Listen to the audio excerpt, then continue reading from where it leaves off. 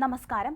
കൂത്താളി തൈപ്പറമ്പിൽ പത്മാവതി അമ്മ മരിച്ചത് മകന്റെ മർദ്ദനമേറ്റാണെന്ന് പോലീസ് അന്വേഷണത്തിൽ വ്യക്തമായി. സംഭവത്തിൽ ഇളയ മകൻ ലിനീഷിനെ പേരാമ്പ്ര ഇൻസ്പെക്ടർ പി ജംഷീദിന്റെ നേതൃത്വത്തിൽ ഇന്നലെ അറസ്റ്റ് ചെയ്തു. ഈ മാസം 5-ന് രാവിലെയാണ് പത്മാവതി വീട്ടിൽ അവശനിലയിലാണെന്ന് ലിനീഷ് സമീപവാസികളെ അറിയിച്ചത്. ലിനീഷും നാട്ടുകാരും ചേർന്ന് ആശുപത്രിയിലെത്തിക്കുകയും ചെയ്തു. കോഴിക്കോട് സ്വകാര്യ ആശുപത്രിയിൽ ചികിത്സയിലിരിക്കെ പത്മാവതി മരിച്ചു. മുഖത്ത് പാടുകൾ കണ്ടതിനാൽ പോലീസിന് വിവരം കൈമാറുകയായിരുന്നു. പിന്നീട് പോസ്റ്റ്മോർട്ടം നടത്തി. തലയിലുണ്ടായ അമിത ആന്തരിക രക്തസ്രാവമാണ് മരണകാരണമായത്. സംഭവ ദിവസം ലിനീഷ് മാത്രമായിരുന്നു വീട്ടിലുണ്ടായിരുന്നത്. അതേസമയം ചോദ്യം ചെയ്തെങ്കിലും ലിനീഷ് കുറ്റം സമ്മതിച്ചില്ല.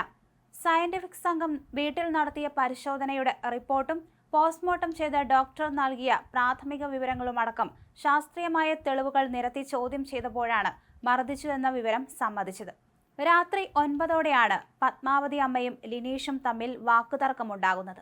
കട്ടിലിൽ കിടക്കുകയായിരുന്ന പത്മാവതി അമ്മയുടെ അടുത്തെത്തുകയും സ്വർണമാല മൂത്ത മകനു നൽകി മുക്കുപണ്ടം ധരിക്കുന്നെന്നും പണം കടം വാങ്ങി നൽകുന്നെന്നും മറ്റും പറഞ്ഞ് തർക്കമുണ്ടാക്കുകയായിരുന്നു. മാലയെടുത്ത് പത്മാവതി അമ്മയുടെ മുഖത്തടിക്കുകയും വലിച്ചെറിയുകയും ചെയ്തു. പിന്നീട് കഴുത്തിന് പിടിച്ച് നെറ്റിയിലും വയറിലും മുട്ടുമടക്കി ഇടിച്ചു.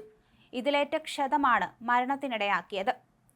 എന്തായാലും പണവും സ്വത്തും സംബന്ധിച്ച നിലനിന്ന പ്രശ്നങ്ങളുടെ തുടർച്ചയാണ് ഇതും നടന്നതെന്നാണ് പോലീസ് പറയുന്നത്.